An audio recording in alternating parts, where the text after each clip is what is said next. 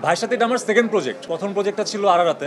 ওই স্বাভাবিকভাবে আমি প্রথমত অবস্থায় খুব ভয় পেয়েছিলাম। তো ভাই আমাকে ওই কমফোর্টেবল জোনটা দিয়েছে, এমনকি ভাইয়ের যে ফুল টিম সাথে মেহজাবিন আপু আমাকে সেই কমফোর্টেবল এনভায়রনমেন্টটা ক্রিয়েট করে দিয়েছে বিধায় আমি সেটা ভালো করেছি। আর প্রচুর আপনাদের ভালোবাসা পেয়েছি, মানুষের রেসপেক্ট পেয়েছি, ভালোবাসা পেয়েছি। সেই খাতিরেই টানা একটা বছর পর আমরা নীল সুখ নিয়ে আসলাম। স্ক্রিপ্টটা আমার জন্য খুবই চ্যালেঞ্জিং ছিল। আমি ভাইকে বলেছিলামও যে ভাই কেমন কি করব। তো ভাই সেই জিনিসটা নিয়ে আমাকে প্রিপারেশন নিয়েছে, আমার গাইডলাইন কিভাবে করতে হবে, সাথে আবার মেহজাবিন আপু।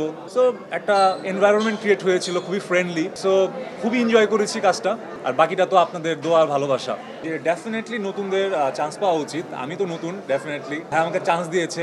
ভাইয়া আমাকে একটা কথা বলেছিল আজ থেকে 1 বছর আগে, সেই কথাটা আপনাদের সাথে শেয়ার করতে চাই। আমি ভাইকে আড়াতে সময় বলেছিলাম, ভাই আমাকে দিয়ে কি প্রজেক্টটা হবে বা আমি কি করব, প্ল্যান কি। কারণ আমি এর আগে আমার ক্যামেরার সামনে দাঁড়ানোর কোনো অভিজ্ঞতা ছিল না এরকম ভাবে, আর ওটিটির মতো একটা প্ল্যাটফর্ম, সেটা বিঞ্জে। তো ভাই আমাকে একটা কথা বলেছিল, আমি আপনার প্রতি 100% ডেডিকেটেড দিয়ে আপনার উপর এফোর্ট দিব। তো আপনাকে মাস্ট বি 200% এফোর্ট আমাদেরকে দিতে হবে, তাহলে কাজটা ওয়ার্ক করবে। আর কাজটা কেমন ওয়ার্ক করেছে সেটা তো আপনারা জানেন, অলরেডি আপনারা দেখেছেন। আরারাতের ব্যাপারটা তো দর্শকরা খুব পছন্দ করেছে। আর এবার যেটা গতানুগতিক ধারার থেকে, গল্প থেকে বের হয়ে ভিকি ভাই তো ডেফিনেটলি টুইস্ট দেওয়ার জনক। লাস্টে তো অনেক টুইস্ট আছে। আই থিঙ্ক দর্শকরা অনেক পছন্দ করবে। কোন ডায়লগটা কিভাবে হবে, ভাইয়ের অফিসে গিয়ে রিহার্সেল করা হতো, ভাইয়া আমাকে পুরো সিনটা ব্রিফ করে দিত। ইভেন কি আমরা যখন সেটে যেতাম তখন আমি খুব আর্লি মর্নিংয়ে যাওয়ার ট্রাই করতাম, যেন ভাইয়ের সাথে আরেকটু কিছুটা সময় টিমের সাথে আমি স্পেন্ড করতে পারি, যাতে কাজটা আরও ভালো হয়। কি ভাইয়ের সাথে সবসময় আমার কাজ করার ইচ্ছা ছিল। আমি অনেক ছোটবেলা থেকেই ভাইয়ের কাজের ভক্ত।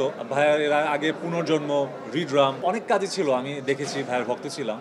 আমি ভাবতাম যে একটা মানুষ কিভাবে এত ক্রিটিক্যালি ভাবতে পারে, আর এন্ডিং সিনটা এত টুইস্টকে কিভাবে হতে পারে। কিন্তু কখনো ভাবিনি যে আসলে এত কুইকলি আমি ক্যারিয়ার লাইফের ফার্স্ট পর্যায়ে ভাইকে পেয়ে যাব।